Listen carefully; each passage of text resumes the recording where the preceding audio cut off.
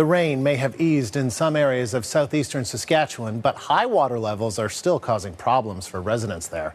Officials say about 800 people have been forced to leave their homes, and 24 communities are under states of emergency. Many areas in the province have already set precipitation records for May and June. The damage could still spread. A Regina official says some flooding in that town is inevitable. Premier Brad Wall has seen the destruction firsthand. He toured flood-ravaged areas of his province yesterday. He's also been speaking with Stephen Harper about relief for victims. Premier Wall joins me now from Regina with the latest on the floods and on the help coming for Saskatchewan residents. So, Premier Wall, you canceled your trip to the Western Premiers meeting in Yellowknife to stay in the province to deal with all the flooding.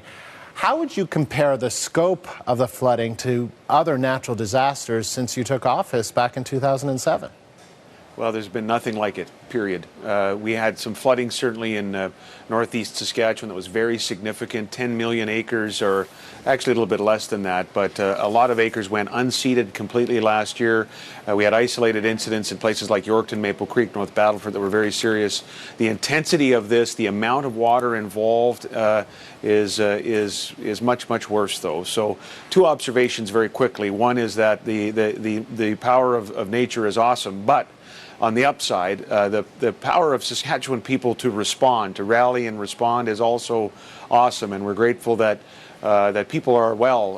That's the number one priority, and also we're very grateful for local leaders who have banded together with volunteers and provincial officials to fight this flood off and basically keep things going in places like Weyburn and Estevan cities and in small towns around the area. As you've noted, though, we've had a number of evacuations, and the community of Roche Piercy, just below the reservoirs that you've highlighted, is lost a number of homes just due to huge water levels. And I know that when you were visiting yesterday, you said that it's odd for a politician to actually be at a loss of words, but you were, because this is obviously something that you just hadn't seen before as Premier.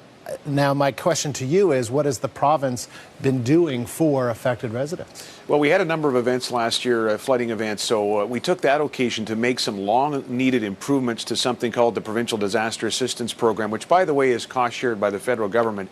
Throughout all of this, the Prime Minister has been calling in this spring to me to get updates, and again, you referenced the conversation we had recently where we welcome the partnership we have with the Prime Minister and with the federal government.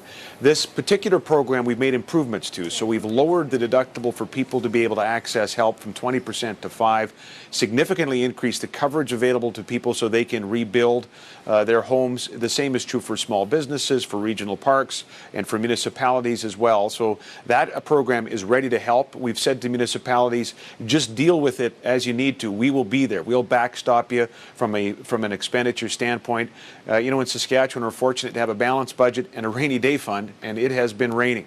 So there's that available in addition to more flood mitigation work and diversion that we can do even now, and we're willing to do, certainly. So there is help that's available. We want to make sure it arrives on a timely basis. We've actually moved a program, this particular program I'm talking about, up from being a 12-month process previously, years ago, to making a cash advance available very quickly for people who simply need some help right now.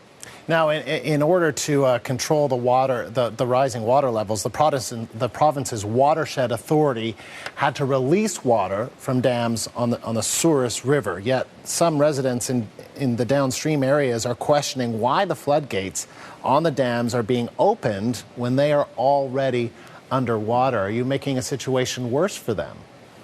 No. In fact, we've taken some unprecedented steps as the Watershed Authority, where we've actually undertaken a winter release at Rafferty, and there's two particular reservoirs in question, Rafferty and Boundary in the southeast. We actually did a winter release, did the Watershed Authority, and there has been controlled releases.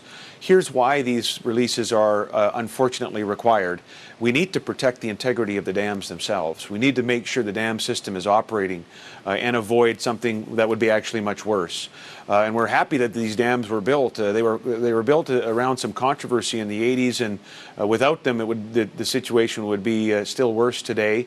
Would be worse for our own residents, and then downstream in Minot. What happens after Minot, by the way, is it moves to Manitoba. So we understand, and our heart is just going out to those who are downstream and lost their homes. There's evacuation centers. There's people ready to help. We have our disaster assistance program, but without these releases, the situation could be much worse. Premier, good of you to take the time today and speak to us. Thank you so much. Thanks for your time.